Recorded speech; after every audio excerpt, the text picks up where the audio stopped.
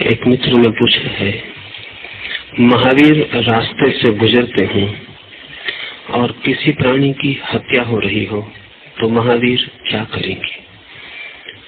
किसी स्त्री के साथ बलात्कार की घटना घट रही हो तो महावीर क्या करेंगे? क्या वे अनुपस्थित हैं ऐसा व्यवहार करेंगे? और कोई असीम पीड़ा से करा रहा हो तो महावीर क्या करेंगे? इस संबंध में थोड़ी सी बातें समझ लेनी उपयोगी हैं। एक तो महावीर गुजरते हो रास्ते से और किसी की हत्या हो रही हो तो हत्या में जो हम देख पाते हैं वो महावीर को नहीं दिखाई पड़ेगा। जो महावीर को दिखाई पड़ेगा वो हमें कभी दिखाई नहीं पड़ता है। पहले तो इस भेद को समझ लेना चाहिए। जब भी हम किसी की हत्या होते देखते हैं तो हम समझते हैं कोई मारा जा रहा है। महावीर को ये नहीं दिखाई पड़ेगा कि कोई मारा जा रहा है, क्योंकि महावीर जानते हैं कि जो भी जीवन का तत्व है वो मारा नहीं जा सकता, वो अमृत है। दूसरी बात, जब भी हम देखते हैं कि कोई मारा जा रहा है तो हम सोचते हैं मारने वाला ही जिम्मेवार है। महावीर को इसमें फर्क दिखाई पड़ेगा। जो मारा जाता है वो भी बहुत गहरे अर्थों में जिम्मेवार है और हो सकता है केवल अपने ही किए गए किसी कर्म का प्रतिफल पाता हो। जब भी हम देखेंगे तो मारने वाला जिम्मेवार और मारा जाने वाला हमेशा निर्दोष मालूम पड़ेगा। हमारी दया और हमारी करुणा उसकी तरफ बहेगी जो मारा जा रहा है। महावीर के लिए ऐसा जरूरी नहीं होगा, क्योंकि महावीर का देखना और गहरा है। हो सकता है कि जो मार रहा है वो केवल एक प्रतिकर्म पूरा कर रहा हो, क्योंकि इस जगत में कोई अकारण नहीं मारा जाता है। जब कोई मारा जाता है तो वो उसके ही कर्मों की फल की श्रृंखला का हिस्सा होता है। इसका यह अर्थ नहीं है कि जो मार रहा है वो जिम्मेवार नहीं है, लेकिन हमारे और महावीर के देखने में फर्क पड़ेंगे।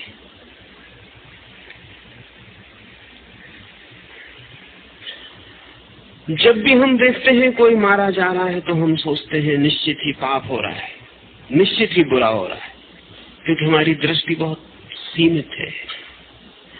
महावीर इतना सीमित नहीं देख सकते। महावीर देखते हैं जीवन की अनंत श्रृंखला को। यहाँ कोई भी कर्म अपने में पूरा नहीं है, वो पीछे से जुड़ा है और आगे से भी। हो सकता है कि अगर हिटलर को किसी आदमी ने मार डाला होता 1930 के पहले तो वो आदमी हत्यारा सिद्ध होता। हम नहीं देख पाते कि एक ऐसा आदमी मारा जा रहा है जो कि 1 करोड़ लोगों की हत्या करेगा। महावीर ऐसा भी देख पाते और तब तय करना मुश्किल है कि हिटलर का हत्यारा सच में बुरा कर रहा था या अच्छा कर रहा था, क्योंकि हिटलर अगर मरे तो करोड़ लोग बच सकते हैं। फिर भी इसका यह अर्थ नहीं है कि हिटलर को जो मार रहा था वो अच्छा ही कर रहा था। सच तो यह है कि महावीर जैसे लोग जानते हैं कि इस पृथ्वी पर अच्छा और बुरा ऐसा चुनाव नहीं है, कम बुरा और ज्यादा बुरा ऐसा ही चुनाव है। लेसर इविल का चुनाव है। हम आमतौर से 2 हिस्सों में तोड़ लेते हैं, ये अच्छा और ये बुरा। हम जिंदगी को अंधेरे और प्रकाश में तोड़ लेते हैं। महावीर जानते हैं कि जिंदगी में ऐसा तोड़ नहीं है। यहाँ जब भी आप कुछ कर रहे हैं तो ज्यादा से ज्यादा इतना ही कहा जा सकता है कि जो सबसे कम बुरा विकल्प था वो आप कर रहे हैं। वो आदमी भी बुरा कर रहा है जो हिटलर को मार रहा है, लेकिन जो संभव हो सकता है हिटलर से वो इतना बुरा है कि इस आदमी को बुरा कहें। तो पहली बात मैं ये कहना चाहता हूं कि जैसा आप देखते हैं ऐसा महावीर नहीं देखेंगे।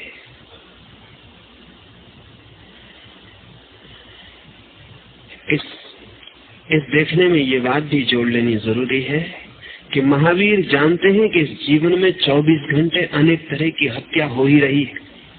आपको कभी कभी दिखाई पड़ती है। जब आप चलते हैं तब किसी की आप हत्या कर रहे हैं, जब आप श्वास लेते हैं तब आप किसी की हत्या कर रहे हैं, जब आप भोजन करते हैं तब किसी की हत्या कर रहे हैं। आपकी आंख की पलक भी झपटी है तो हत्या हो रही है। हमें तो जब कभी कोई किसी की छाती में छुरा भोंकता है तभी हत्या दिखाई पड़ती है।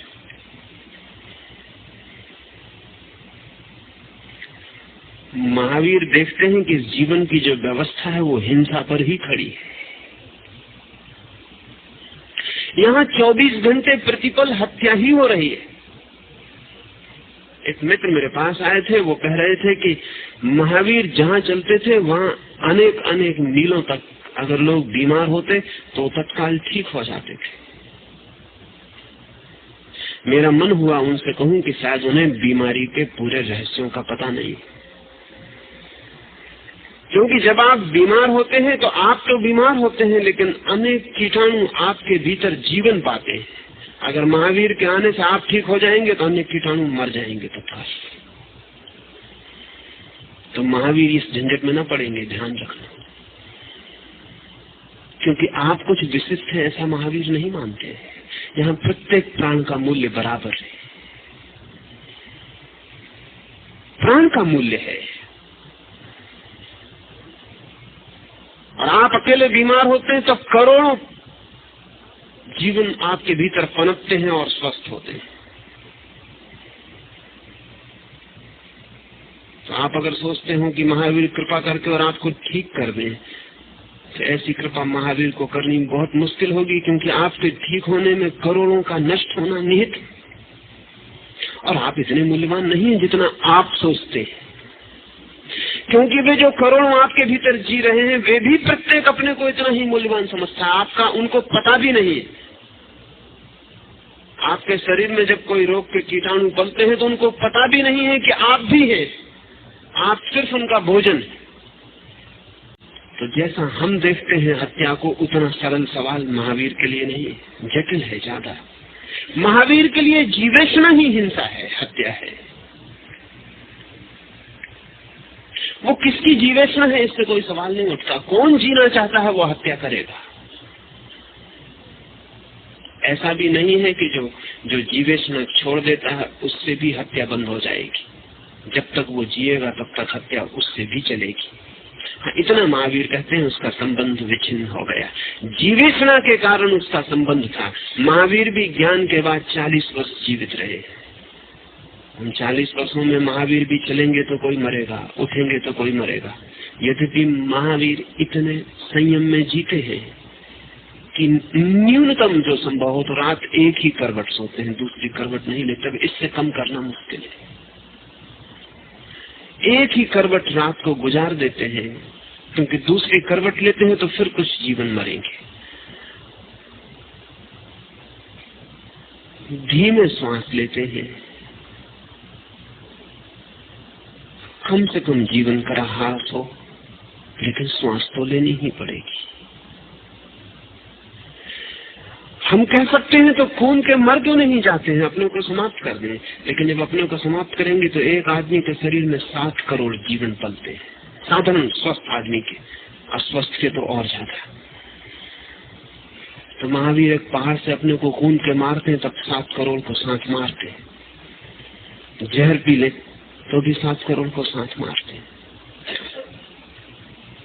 महावीर जब देखते हैं हिंसा को तो जटिल है सवाल, इतना आसान नहीं जितना आपकी आंखें देखती हैं। क्या है हत्या?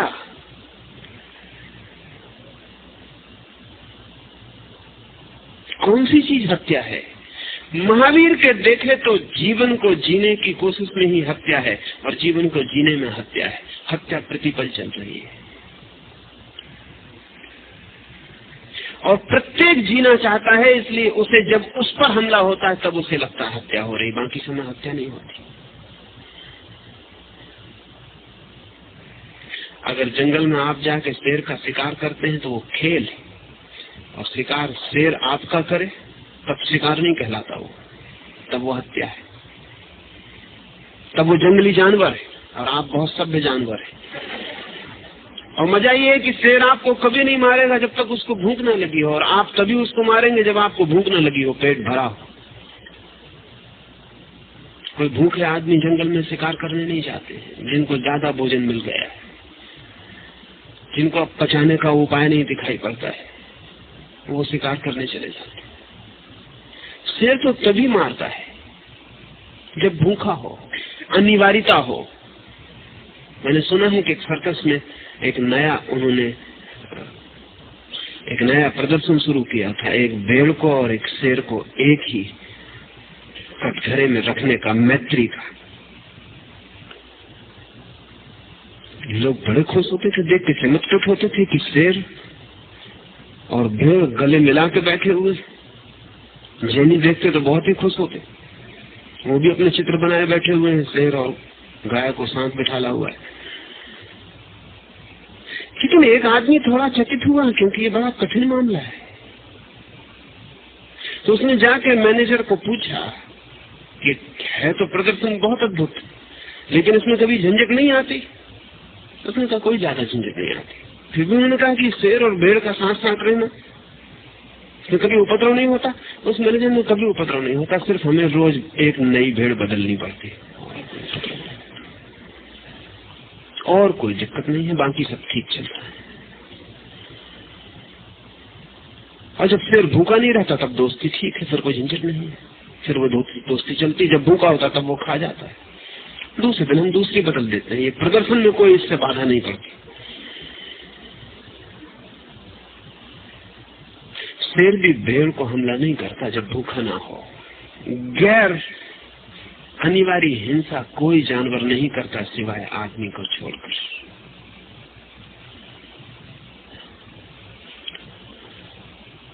लेकिन हमारी हिंसा हमें हिंसा नहीं मालूम पड़ती, हम उसे नए नए नाम और अच्छे अच्छे नाम दे देते हैं।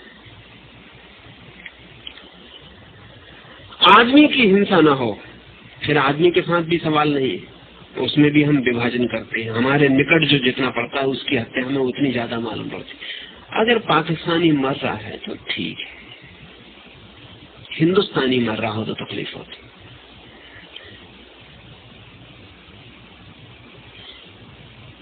फिर हिंदुस्तानी में भी अगर हिंदू मर रहा हो तो मुसलमान को तकलीफ नहीं होती, मुसलमान मर रहा हो तो जैनी को तकलीफ नहीं होती, जैनी मर रहा हो तो हिंदू को तकलीफ नहीं होती। और निकट हम खींचते चले आते।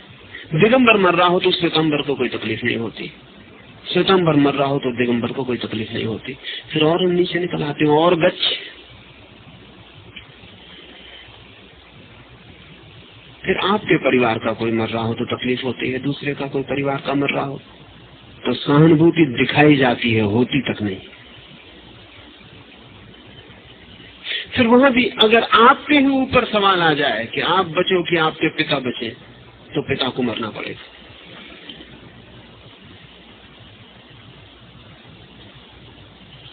भाई बचे कि आप बचे, तो फिर भाई को मरना पड़ेगा।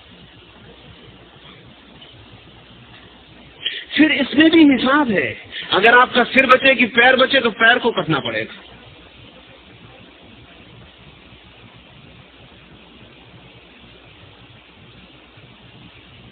मुल्ला नसरुद्दीन के गांव में एक सैनिक आया हुआ है, वो बहुत अपनी बहादुरी की बातें कर रहा है काफी हाउस में बैठकर। वो कह रहा है कि मैंने इतने सिर काट दिए, इतने सिर काट दिए। मुल्ला बहुत देर सुनता रहा, उसने कहा कि दिस इज नथिंग, ये कुछ भी नहीं। एक दफा मैं भी गया था युद्ध में, मैंने न मालूम कितने लोगों के पैर काट दिए। उस योद्धा ने कहा कि वहां से अच्छा हुआ होता कि आप सिर काटते। मुल्ला नसरुद्दीन ने कहा कि सिर कोई पहले ही काट चुका था।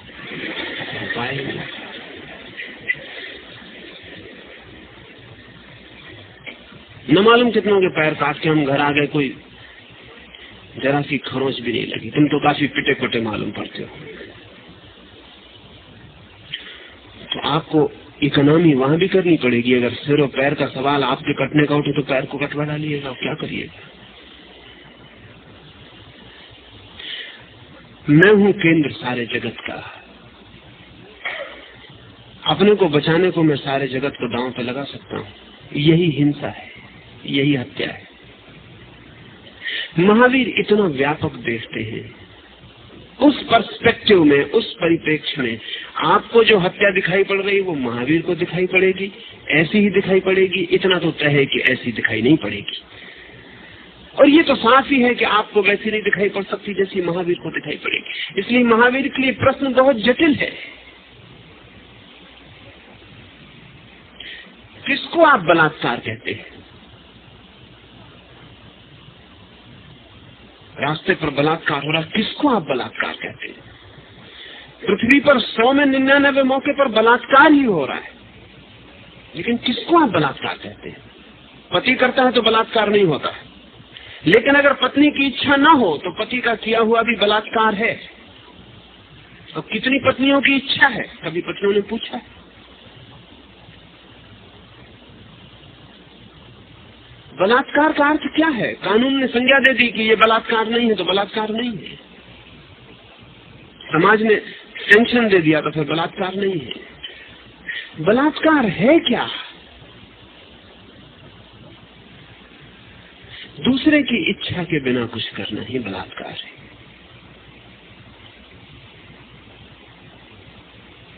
हम सब दूसरे की इच्छा के बिना बहुत कुछ कर रहे हैं। सच तो यह है कि दूसरे की इच्छा को तोड़ने की ही चेष्टा में सारा मजा है। इसलिए जिस पुरुष ने कभी बलात्कार कर लिया किसी स्त्री से, वो फिर किसी स्त्री से प्रेम करने में और सहज प्रेम करने में आनंद न पाएगा।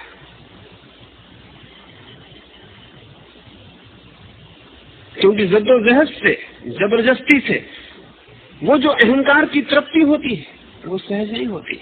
अगर आप किसी आदमी से कुश्ती लड़ रहे हैं, वो अपने आप गिर कर लेट जाए, कहे बैठ जाओ मेरी छाती, तो हम हार गए, तो मजा चला गया। जब आप उसको गिराते हैं, बड़ी मुश्किल से गिराते हैं, जितनी मुश्किल पड़ती है उसे गिराने में, उसकी छाती पे बैठ जाने, उतना ही रस पाते। रस किस बात का है? रस विजय का है। इसलिए तो पत्नी में उतना रस नहीं आता जितना दूसरे की पत्नी में रस आता है, क्योंकि दूसरे की पत्नी को अभी भी जीतने का मार्ग है। अपनी पत्नी जीती जा चुकी, टेकन फॉर ग्रांटेड, अब उसमें कुछ मतलब है नहीं।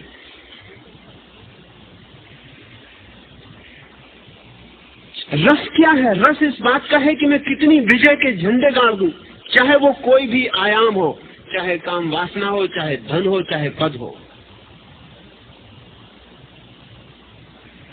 जहां जितना मुश्किल है वहां उतने अहंकार को जीतने का उपाय है, वहां अहंकार उतना विजेता होकर बाहर निकलता है।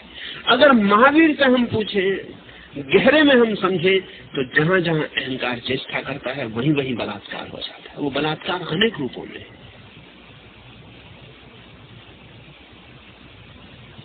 लेकिन फिर भी हम जो देखेंगे, हम सदा ऐसा ही देखेंगे कि अगर एक व्यक्ति किसी स्त्री के साथ रास्ते पे बलात्कार कर रहा हो तो सदा बलात्कार करने वाला ही जिम्मेवार मालूम पड़ेगा। लेकिन हमें ख्याल नहीं कि स्त्री बलात्कार करवाने के लिए कितनी चेष्टाएं कर सकती है। क्योंकि अगर पुरुष को इसमें रस आता है कि वो स्त्री को जीत ले, तो स्त्री को भी इसमें रस आता है कि वो किसी को इस हालत में ला दे। किरगार्ड ने अपनी एक अद्भुत किताब लिखी है, डायरी ऑफ ए सेड्यूसर, एक व्यभिचारी की डायरी। उसमें किरगार्ड ने लिखा है कि वो जो व्यभिचारी है, जो डायरी लिख रहा है, काल्पनिक कथा है, वो व्यभिचारी जीवन के अंत में ये लिखता है कि मैं बड़ी भूल में रहा। मैं समझता था मैं स्त्रियों को व्यभिचार के लिए राजी कर रहा हूँ, आखिर में मुझे पता चला कि वो मुझसे ज्यादा होशियार थी, उन्होंने ही मेरे साथ व्यभिचार करवा दिया। They seduced me. Their technique was negative. इसलिए मुझे भ्रम बना रहा। कोई स्त्री कभी प्रस्ताव नहीं करती किसी पुरुष से विवाह करने का, प्रस्ताव करवा लेती है पुरुष से ही। इंसान सब करती है कि वो प्रस्ताव करे, प्रस्ताव करती नहीं। वो स्त्री और पुरुष के मन का भेद है। स्त्री के मन का ढंग बहुत सूक्ष्म है। आप देखते हैं कि अगर एक आदमी जा रहा है और एक स्त्री को धक्का मार दे तो फौरन हमें लगता है इसने गलती किया, और वो स्त्री घर से पूरा इंतजाम करके चली कि अगर कोई धक्का न मारे तो उदास लौटेगी। धक्का मारे तो भी चिल्ला सकती, लेकिन चिल्लाने का कारण जरूरी नहीं कि धक्का मारने पर नाराजगी है। चिल्लाने का 100 में 99 कारण ये है कि बिना चिल्लाए किसी को पता नहीं चलेगा कि धक्का मारा गया। पर ये बहुत गहरे में है, उसको भी पता ना हो, इसकी पूरी संभावना है। क्योंकि स्त्रियां जितने बन ठन के और जिस व्यवस्था से निकल रही है, वो धक्का मारने के लिए पूरा का पूरा निमंत्रण, उस निमंत्रण में हाथ उनका है। हमारे सोचने के जो ढंग है वो एकदम हमेशा पक्षपाती है। हम हमेशा सोचते हैं कुछ हो रहा है तो एक आदमी जिम्मेवार है।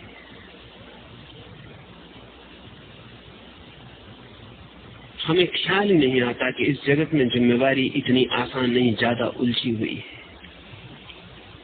दूसरा भी जिम्मेवार हो सकता है और दूसरे की जिम्मेवारी गहरी भी हो सकती है, कुशल भी हो सकती है, चालाक भी हो सकती है, सूक्ष्म भी हो सकती है।